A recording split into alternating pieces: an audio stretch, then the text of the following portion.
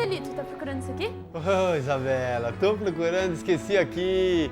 Você aproveitou pelo menos? Ah, consegui dar uma lida sim. Pegou um pouquinho do conteúdo? Ah, legal, muito obrigado. Eu fiquei sem ler, mas sem problemas. Agora eu vou ter tempo. Eu só tenho uma pergunta. Qual? Por que você começou a história pelo Uruguai se ela nasceu aqui? Vou te lembrar, sábado passado a gente já entrou um pouquinho nesse assunto. Te falei que no Uruguai a Anitta viveu o momento mais reflexivo da vida dela. Por tudo que aconteceu, né? Perdeu uma filha que não tinha nem 2 anos. Ela não estava em frente de batalha. Aí ela passou um bom tempo avaliando a própria trajetória. Outra coisa importante que aconteceu em Montevidéu, a única imagem, a única pintura que se tem fisicamente da Anitta, a mais fiel, reconhecida pelos filhos, de 1845, é uma pintura de Gaetano Galeno. Ela conversava muito com ele, segura aqui um pouquinho, eu até te mostro a foto. Está na capa dessa pesquisa que eu estou fazendo. Aqui, ó. Essa aqui é a foto. Caramba, Da pintura do Gaetano Galeno. entendi. Mas eu entendo a sua pergunta de voltar lá para o Uruguai. É que antes de ir para Montevidéu, muita coisa importante aconteceu aqui. A derrota na Batalha de Laguna, por exemplo, lembra? Eu te falei? Aí eles foram para Lages. Claro, a batalha de 15 de novembro. 15 de novembro, exatamente.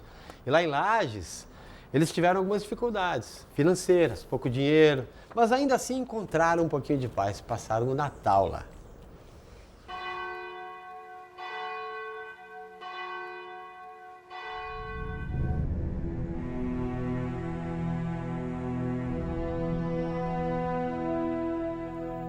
Os campos de Lages me trazem boas recordações. Essa parte da região serrana ficou sob domínio dos republicanos por um curto período. Ela teve a oportunidade de olhar o mundo de outra forma, de se engajar numa causa, a causa republicana, né, e a Revolução Farroupilha. E ali, junto com Giuseppe Garibaldi, ela se tornou a grande mulher. Eu estava vivendo sozinha com meu Giuseppe. Ele e tio Antônio logo simpatizaram. Passavam horas conversando sobre a liberdade dos povos. Mas isso só foi possível depois de uma batalha que parecia perdida. 500 republicanos contra 2.000 soldados imperiais. Mas nós vencemos.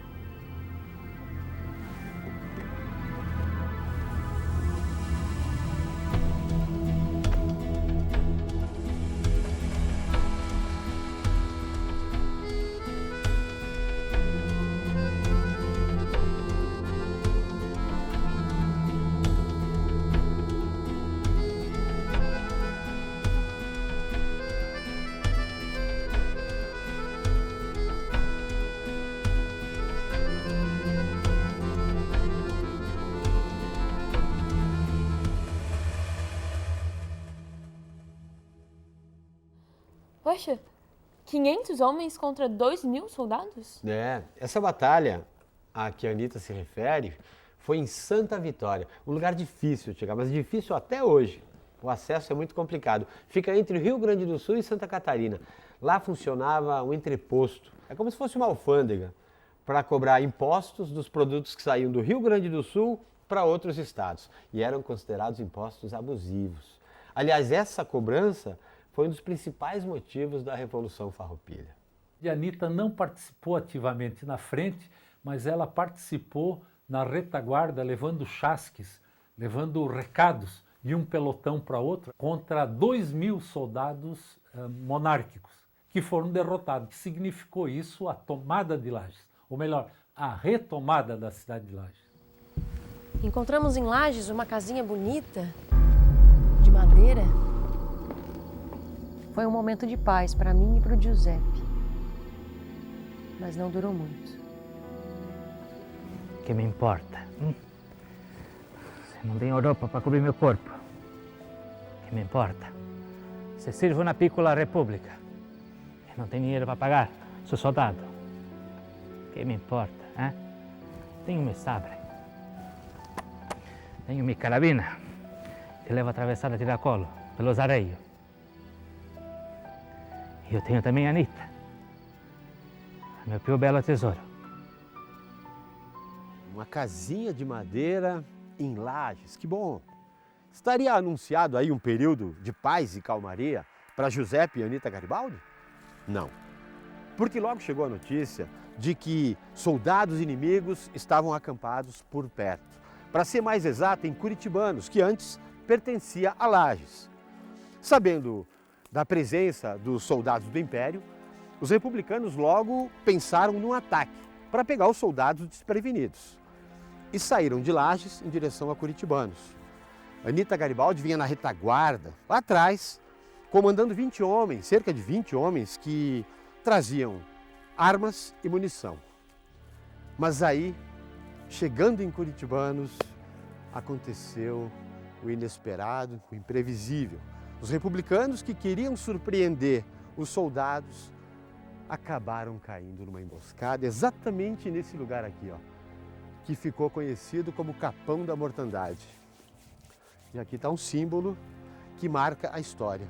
Uma cruz, tem uma placa e nela está escrito: aos heróis farroupilhas do combate de 12 de janeiro de 1840. A memória de Anita Garibaldi, catarinense, heroína dos dois mundos. Esse aqui é o Capão da Mortandade. Entrou para a história.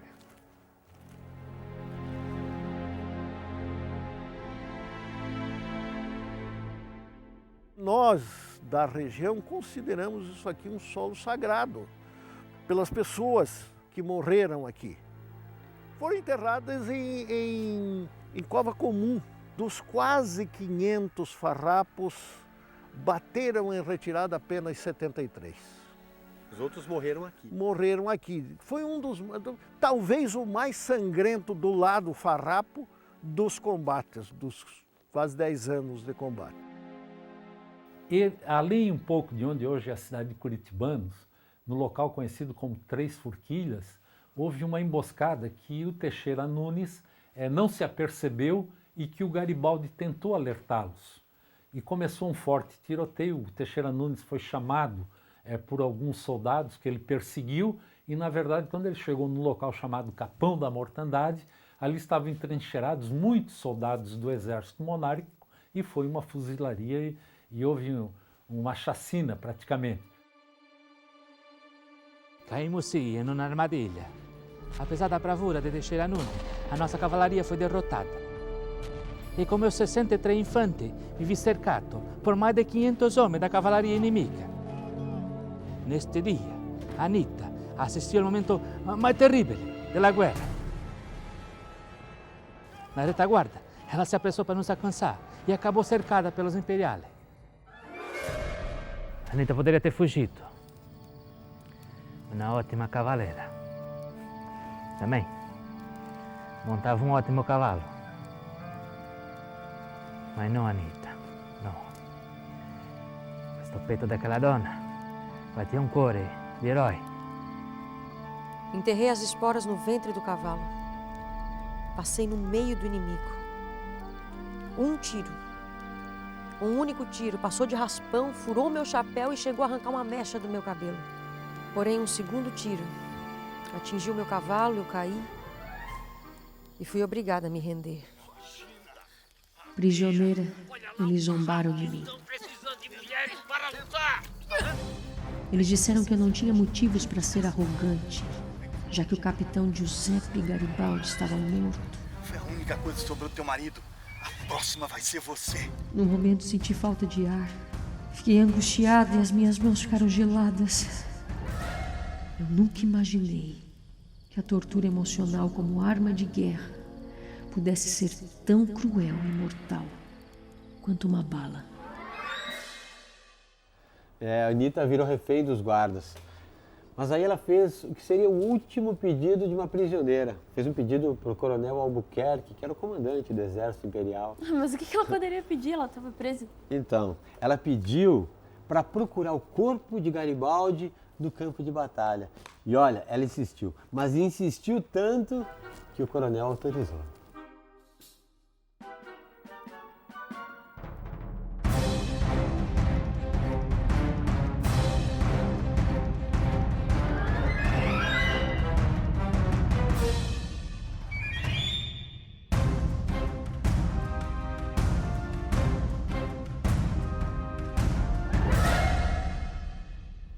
Que cenário pesado esse, um cenário de morte, mas que no coração de Anita Garibaldi deixou uma pontinha de esperança.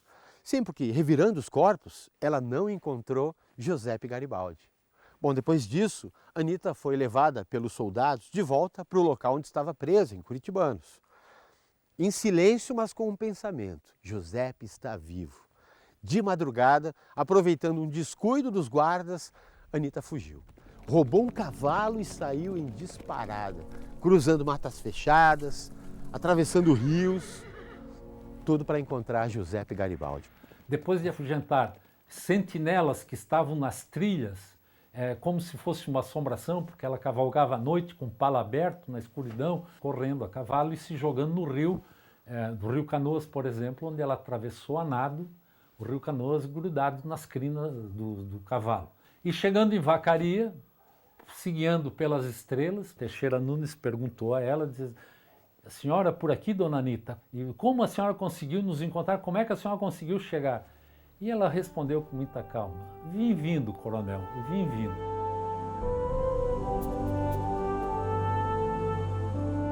O sofrimento na vida muitas vezes leva as pessoas a uma busca mais profunda.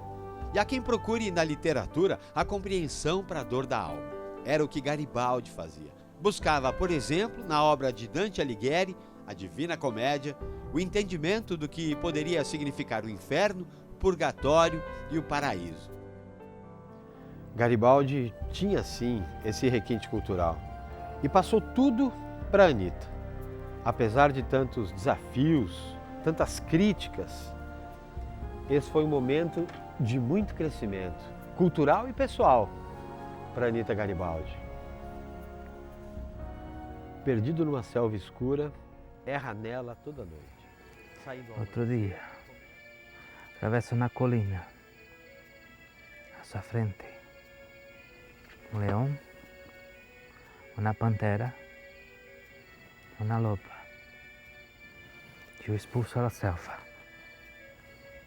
E lá encontrará Virgílio, que o conduzirá ao inferno e ao purgatório. Dopo a Beatrice, e levará ao paraíso. Anita. Essa luz, esses sons, jamais ouvi-os. De saber, tais desejos me acenderam, que tão pungentes de antes não senti-os. Ela, em meu coração, os viu como eram. Por serenar-me o ânimo agitado, sem me escutar, seus lábios se moveram. Nunca imaginei tal aprendizado. Que falta fazes, Rossetti. Ela teve como companheiro, nas cavalgadas, pessoas de um nível cultural muito elevado, como era, por exemplo, Luigi Rossetti. Luigi Rossetti foi o autor do jornal O Povo, que era o órgão oficial da Revolução Farroupilha, o jornal oficial. Foram 127 edições do jornal O Povo escrito pelo Luigi Rossetti. E o Luigi Rossetti é que acompanhava a Anita. Que falta me fazem as conversas contigo, com os amigos de Giuseppe. Com vocês aprendi sobre o inferno e o paraíso. Imagens de Dante que se converteram em realidade. Nas paragens do sul, muita coisa vivi. E nasceu em mim uma nova motivação para lutar.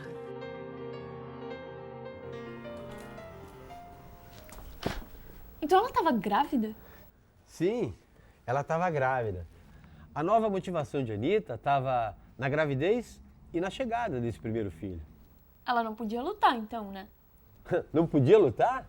Pensa bem, lutar por um mundo melhor, por o filho que estava por vir, se encaixava bem nos ideais de liberdade que a Anita tanto defendia. E ela estava cada vez mais envolvida nisso. Até mesmo com teorias dos principais movimentos políticos que nasciam na Europa. Sempre na luta. O Luigi Rossetti era um defensor dos ideais egressos ainda da Revolução Francesa. Né? Os ventos libertários da Revolução Francesa tinham soprados aqui através desse grupo de italianos liderado pelo Garibaldi, entre os quais estava o Luigi Rossetti. O nosso foco sempre foi a liberdade do nosso povo e dos demais. Foi um período tenso e de privações nas batalhas pela defesa da República Rio-Grandense. Fora isso, eu tive que começar uma batalha pessoal, e imagine, dentro do próprio exército Farroupilha. Quando os farroupilhas, depois de saírem de Laguna e estavam tentando retomar Porto Alegre, na Batalha do Taquari, foi uma batalha onde não houve vencedores nem vencidos, mas houve muitas mortes. A Anita já estava grávida, se calcula que aí aproximadamente uns 8 meses de gravidez, de 6 a 8 meses de gravidez, e ela estava enfileirada com os soldados, vestida de homem, né? E o Garibaldi disse para ela se retirar, e ela não, disse, não vou me retirar, vou lutar do teu lado, onde tu lutares eu vou lutar. E aí o Garibaldi não teve remédio a não ser comunicar ao Bento Gonçalves. Bento Gonçalves não me queria nas batalhas. Para ele, uma mulher grávida em um campo de batalha não parecia prudente. Tomei uma antipatia por ele. Ele queria me ver de lado, como uma mulherzinha. Mas claro, me recusei a abandonar Garibaldi. Giuseppe comandava o Corpo de Marinheiros, mesmo em ações em terra. Em junho de 1840, o exército Farroupilha, reunido com cerca de 6.000 homens, se preparou para atacar os imperiais e tomar Porto Alegre. Mas o grande confronto nunca aconteceu. Foram batalhas isoladas. Aí os dois lados se consideraram vitoriosos. E a Anita? Ela continuou batalhando mesmo grávida? Então, sim, a Anita não abandona batalhas. Só que nessa ocasião, ela ficou mais na retaguarda. Até porque, a essa altura, agosto de 1840, ela estava já com 8 meses de gravidez. E aí ela e o Garibaldi aceitaram um convite de uma família, a família Costa, de Mostardas, no Rio Grande do Sul. E foram se hospedar na casa dessa família até o nascimento do Menotti, o primeiro filho. Mostardas, 17 de setembro de 1840. Caro tio Antônio, ontem nasceu o meu primeiro filho, Menotti Garibaldi. Não consigo parar de olhar para ele. Ele era pequenino, rosado, claro. Tinha os cabelos loiros como Giuseppe. Não tem marcas das minhas tribulações, fora talvez um furinho na cabeça, perto da testa. Casado seguramente por aquele imbecile tombo que ela teve quando foi presa em Curitibano. Ele sempre dizia isso para mexer comigo e me fazer me colocar no meu lugar. Mas eu queria que Menotti crescesse forte, corajoso, leal e sincero, assim como o pai, que também é uma pessoa muito doce. Garibaldi continuava construindo barcos, conforme as ordens que recebeu. Mas eu ficava me perguntando se algum dia eles iriam servir para alguma coisa, já que a revolução, pelo que falavam, não estava indo conforme se esperava. Mas eu ainda tinha esperança que talvez tudo melhorasse no futuro. A tranquilidade que a Anita descreve logo após o nascimento de Menotti não durou muito tempo. No dia 28 de setembro de 1840, quando o Menotti tinha apenas 12 dias e a Anita estava sozinha, o temido tenente-coronel Moringue fez um cerco à casa. O que ele queria era prender a Anita para conseguir então a rendição de Garibaldi. Mas não deu certo, a Anita foi mais rápida. Vestida apenas de camisola, pegou o bebê, enrolou ele no cobertor, montou no cavalo e fugiu. Ficou 4 dias na mata.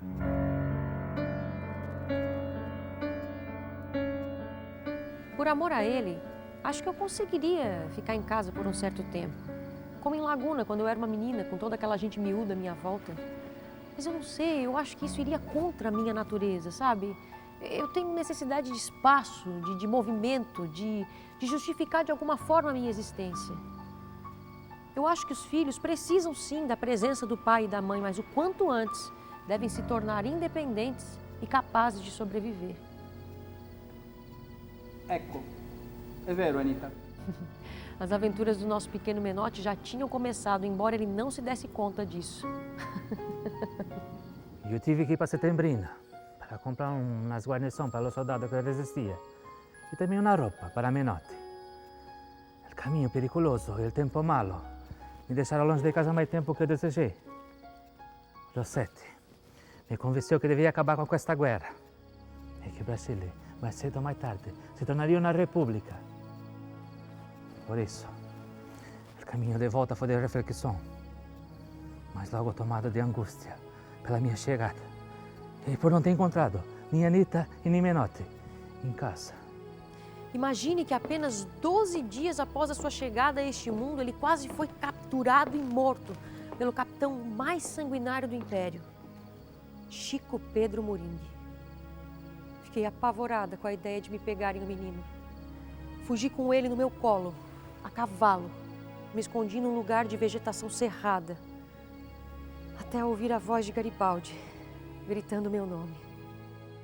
E olha, Bela, essa fuga de Anita serviu de inspiração para um escultor chamado Mário Rutelli fazer um monumento para homenagear a heroína. E esse monumento não está aqui no Brasil, não.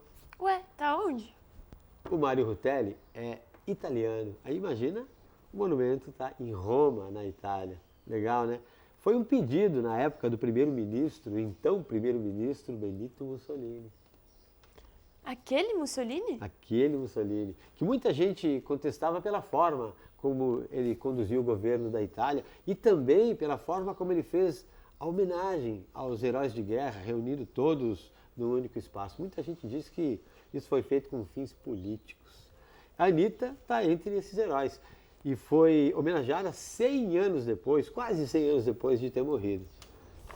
É a Anita montada num cavalo, segurando uma arma e um filho no colo. Esse monumento aqui, ele revela um traço muito forte da personalidade de Anita, que tem a ver com os valores que ela sempre cultivou. O principal deles, família. A Anita foi uma mãe revolucionária. Ela estava sempre grávida, sempre lutando. É uma mãe revolucionária, que deixou grandes exemplos. O pobre Menotti não sabia que com os pais que tinha, não podia mesmo ter muita tranquilidade. Os inimigos continuavam a nos perseguir. E a nossa frota já era um sonho do passado.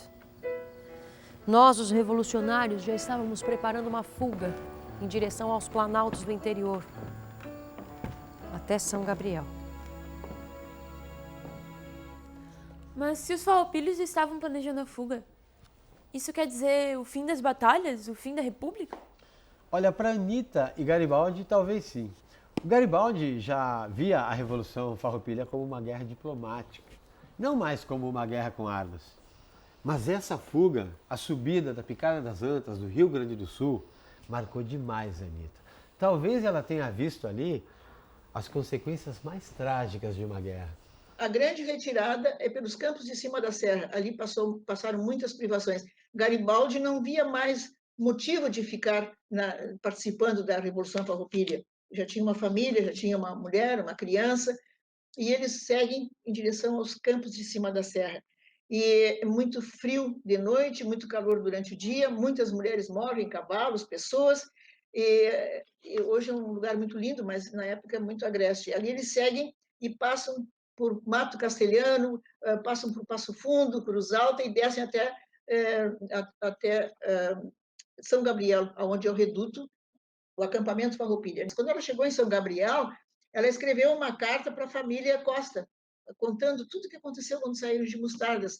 Essa carta foi ditada para Francesco Anzani.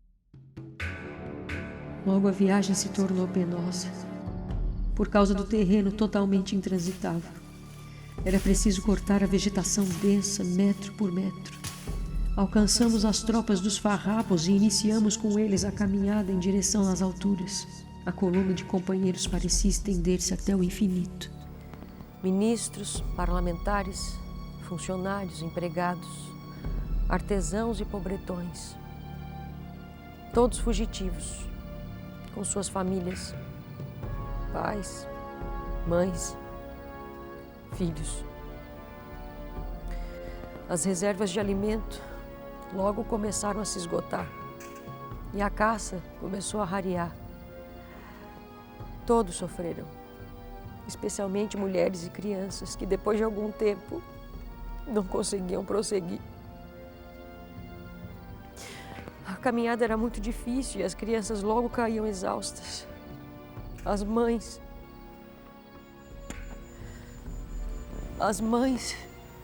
não querendo largá-las, abatiam-se com elas, apesar de saberem que não teriam como se salvar. Às vezes, os homens, sem coragem de separar-se dos seus, ficavam com eles, ou então os matavam, para não entregá-los a uma lenta agonia. Acho que por muito tempo será possível reconstituir a nossa trajetória pela fila de esqueletos que marcam o caminho. Eu tentava aquecer Menotti no poncho que eu prendia sob o meu colo. Ele quase já não tinha forças para chorar. Pela primeira vez, senti minhas forças diminuírem. Até por carregar o peso do menino, que afinal só tinha algumas semanas de vida. Garibaldi percebeu a minha agonia e quis carregar Menotti no colo a fim de que ele pudesse aquecê-lo com seu bafo. Eu só consegui me salvar e salvar o nosso filho porque ele me fez subir numa mula e passar para o outro lado da montanha no dia seguinte. E somente no dia seguinte nós encontramos um acampamento onde fomos recebidos com roupas secas e leite quente. Que para mim, naquele momento, foi a bebida mais fina do mundo. Não é uma questão apenas de endeusar uma mulher, né? É o caso de respeitar um personagem que viu a morte diante dos olhos dela muitas vezes. E né? nunca deixou de lutar. E nunca deixou de lutar. Então, e o próprio sangue derramado, né, de soldados legalistas e de soldados farroupilhas, o lado a que ela combatia, né, como farroupilha, tiveram muitas baixas. Né? Eles tiveram muitas vitórias, mas tiveram muitas baixas. Né? E tudo isso por quê, Galino? Em nome do quê? Libertà, Anita. Libertà. Liberdade, Galino. Só a liberdade justifica qualquer sacrifício.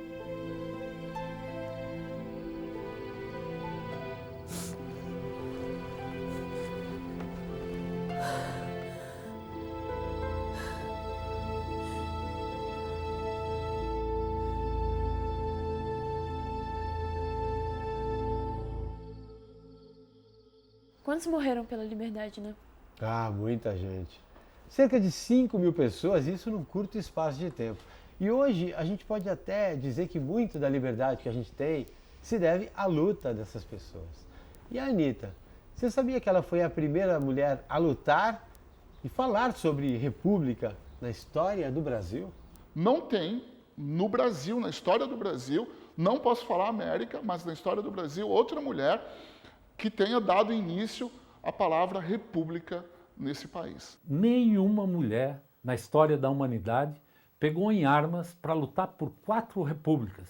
A República Catarinense, a República Uruguaia, a República Rio-Grandense e a República Romana. Isso há mais de 100 anos. Mais de 100 anos. Quanto tempo, né? É. Mas eu ainda tenho algumas perguntas. Quais? Onde fica a Picada das Antas? Uma.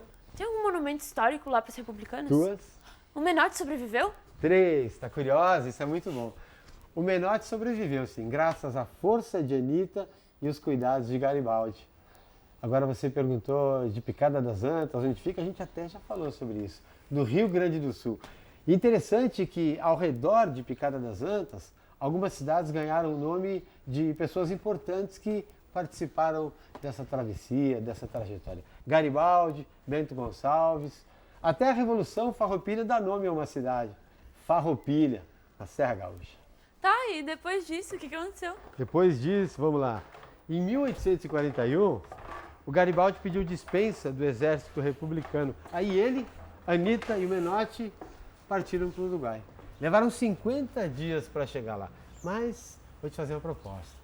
Vamos deixar para falar sobre isso e muito mais coisas sábado que vem? Tá bom, pode ser. Legal? Até sábado então, hein?